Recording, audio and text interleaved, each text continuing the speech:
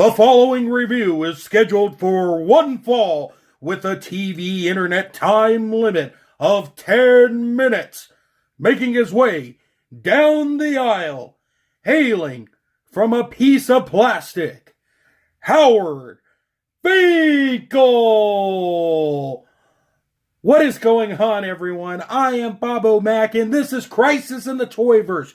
Today, we have finally completed the build to Howard Finkel BAF, if you will. And here he is in all his miniature glory. That's right, folks. I'm talking about Howard Finkel himself, WWE Hall of Famer, and the voice of the World Wrestling Federation and the WWE as superstars made their way down the aisle. I've been very excited to build this guy and put him all together. So let's go ahead and look at him in all his 6-inch glory. So let's go ahead and bring in the head here. And to do that, let's shine a light on old Howard Finkel. As you can see, the head sculpt is a very young Howard Finkel. I shouldn't say too young. I would say late 80s, early 90s look. He's sporting the black tuxedo. He's got his trademark WWE microphone in hand. And the suit's sculpted very nice. The bow tie looks great. Howard's head looks great, if the camera will focus. Even on the back. It's a simple paint job. Love the mustache, but, you know, not too many things to point out, other than the fact that it is a black suit that's ready to rock and roll on the night out in the WWE. So anyways, let's go ahead and stop it right here and let's break down the articulation, if you will, on old Howard Finkel. All right, gang, let's go ahead and break down the articulation on the Fink. So, in terms of the head, if the camera will work with me, the head does spin 360 exorcist style. The Fink really can't look up, unfortunately, but he can look down ever so slightly, and you do get some side to side. His arm does go out all the way like so. On mine, this is something to note, that it does pop out quite easily, and the lower part just popped out on me too. He does have a bicep cut, and he does have a single bend at the elbow. And he does have wrist and swivel and hinge at the wrist. He does have an ab crunch, but it's buried inside the coat. And quite frankly, there's just too much plastic there. But he can spin 360.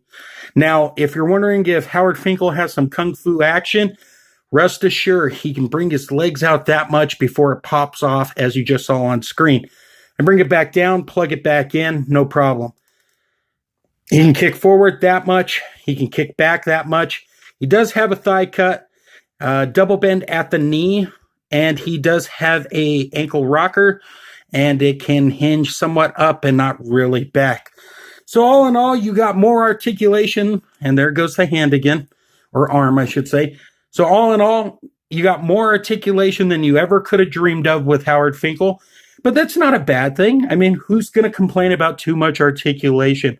Besides me, if it's a Mattel DC Multiverse figure. But I haven't reviewed the new ones yet, but that's neither here or there. So let's talk about his one accessory. So Howard does come with a microphone. It's very similar to the one Mean Gene has. And it looks very nice, if the camera will work with me. And he can hold it in his hand, no problem, for all those great ring announcing moments. So guys, let's do a size comparison and wrap up this review. All right, folks, here we are. We're at the end of this thing, and, well, let's start this over.